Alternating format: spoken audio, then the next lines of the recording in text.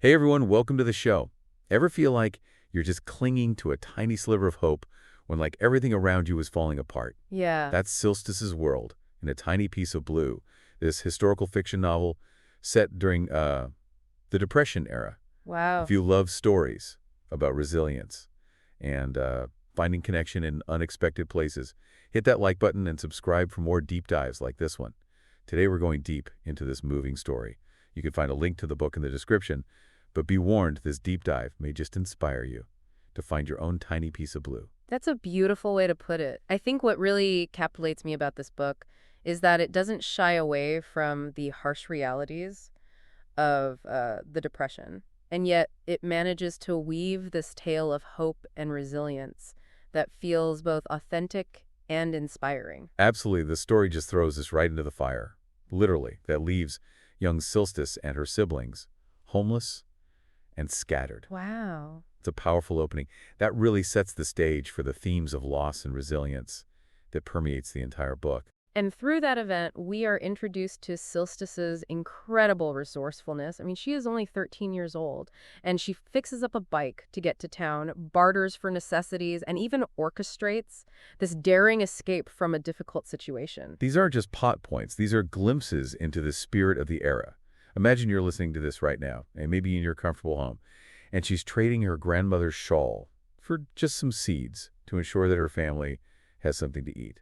It's just a stark reminder of how much people relied on their ingenuity and their courage to survive back then. It really is a testament to the human spirit's ability to adapt and overcome, even in the most challenging circumstances.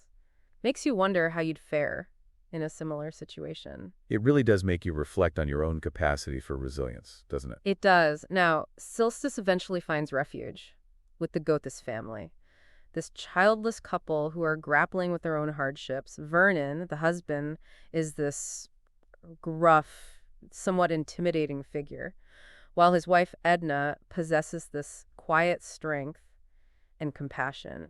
Their relationship with Silstice is far from simple.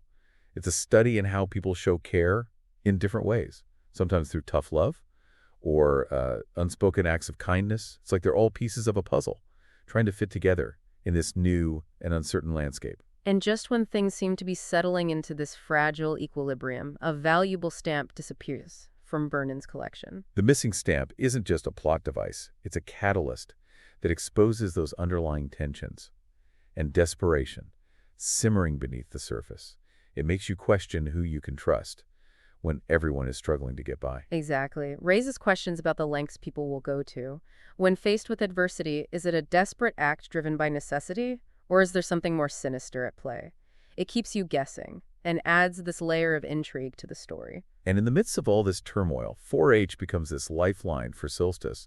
It offers her this chance to learn valuable skills, build confidence, and most importantly, connect with others. It's where the book subtly highlights the power of community, especially in these rural settings, where isolation can be a real challenge. It's not just about learning to sew or raise chicken. It's about finding a sense of belonging and purpose when everything else feels uncertain. It's like 4-H becomes this microcosm of the larger society, reflecting the values of self-reliance, hard work, and community support that were so essential during the Depression. Precisely. And it's through her involvement in 4-H that Silstice begins to discover her own inner strength and resilience. But just as things seem to be finding a rhythm, the story introduces this chilling subplot, a kidnapping ring, targeting young girls in the area. Oh, wow. This plot line adds a layer of suspenseful danger to the narrative, reminding us of the vulnerability of children during this era.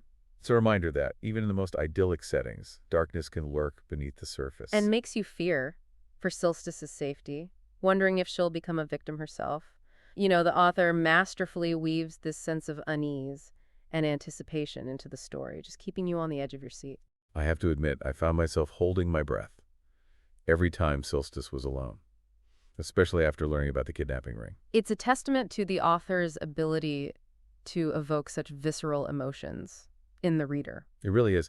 And yet, even amidst this looming threat, Silstice continues to demonstrate her remarkable growth and adaptability.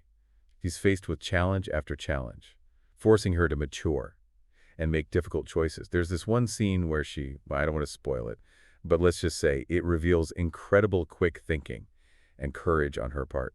Her actions in that scene really showcase the depth with her character. She's not just reacting to circumstances, she is actively shaping her own destiny. And speaking of shaping destinies, the book has a lot to say about family.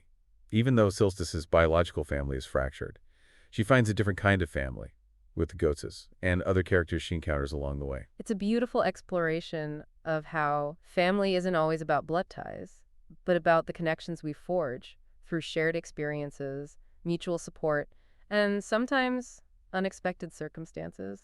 It challenges that traditional definition of family, showing us that those bonds can form in the most surprising places, offering a sense of belonging and solace when everything else feels uncertain. Exactly. It's a powerful message, especially considering the backdrop of the Depression, where so many families were torn apart by hardship and circumstance. It makes you realize that even in the face of adversity, that human need for connection and belonging remains a powerful force. And it's through those unconventional relationships that Silstice begins to piece together her own sense of identity and purpose. But as if Silstice hasn't been through enough, another layer of emotional weight is added to the story when Edna's health begins to decline. Edna's illness adds this layer of poignancy and vulnerability to the narrative. It forces Vernon, who's used to being the strong, stoic figure, to confront his own fears and insecurities.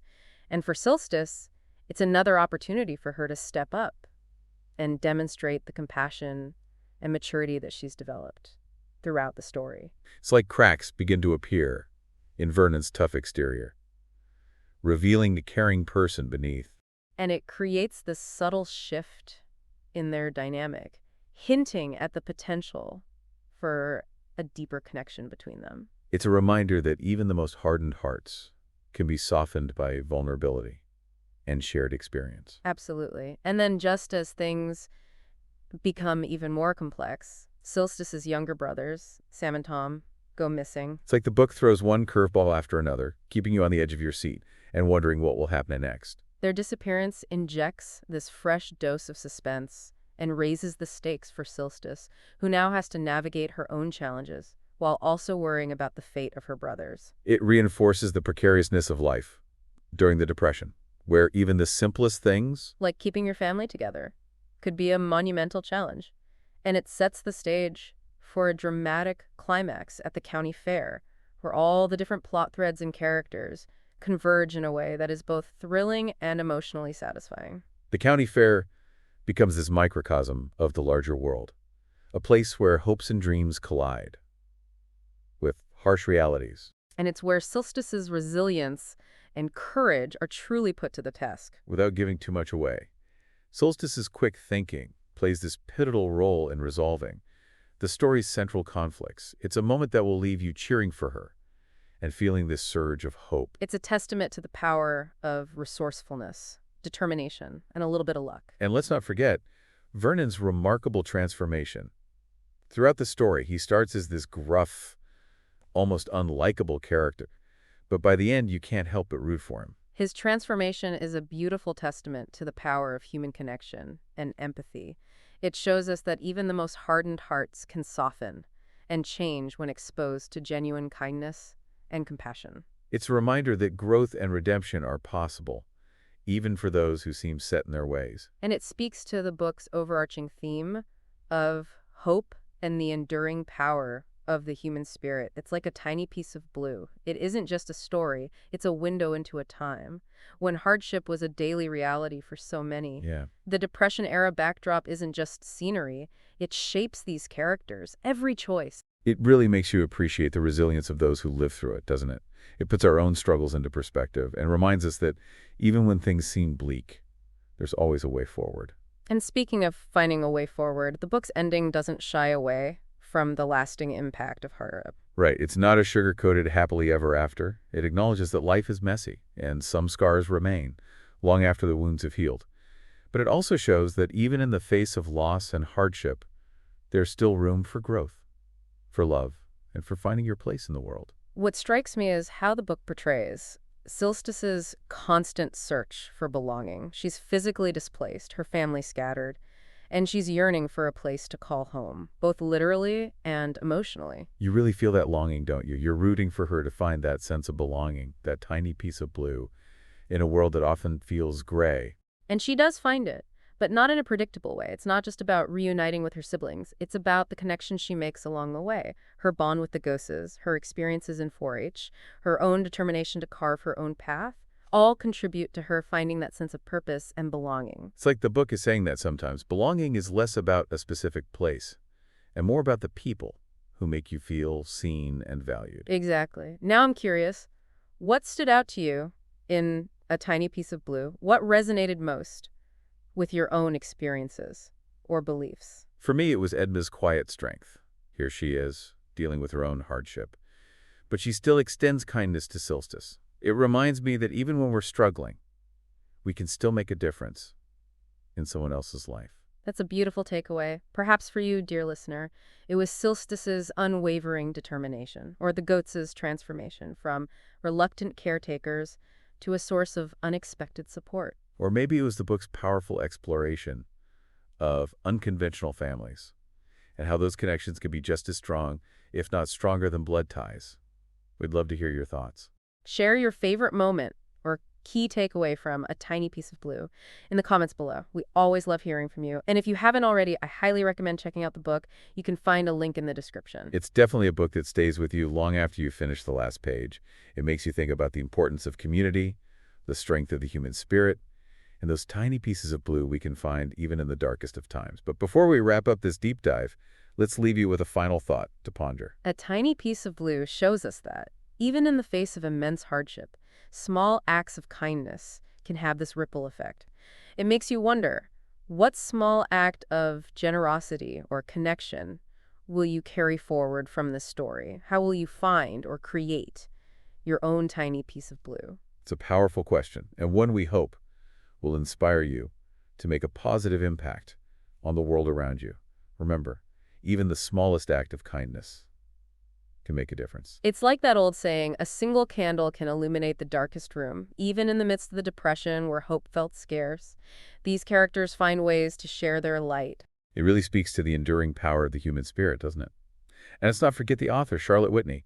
She brings such authenticity to this story, drawing on her own experiences, growing up on a Michigan farm during the Depression. You can sense that lived experience in her writing, the details, the emotions, the way she captures the essence of rural life during that era. It's all so incredibly vivid and believable. It's like she's transporting you back in time, allowing you to walk in Silstice's shoes, feel the dust on your skin, and smell the freshly baked bread coming from Edna's kitchen. And that's the magic of historical fiction. It allows us to connect with the past on this deeper level, to understand the challenges and the triumphs of those who came before us. It makes you think about how their experiences resonate with our own lives today.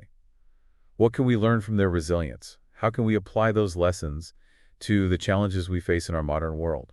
A Tiny Piece of Blue reminds us that, even in the darkest of times, hope can flicker and grow. It's a story that celebrates the resilience of the human spirit, the importance of community, and the enduring power of human connection. It's a story that will stay with you long after you've turned the final page, prompting you to reflect on your own life, your own search for belonging, and those tiny pieces of hope that sustain you through difficult times. So if you're looking for a book that will make you think, feel, and appreciate the enduring strength of the human spirit, A Tiny Piece of Blue is definitely worth adding to your reading list.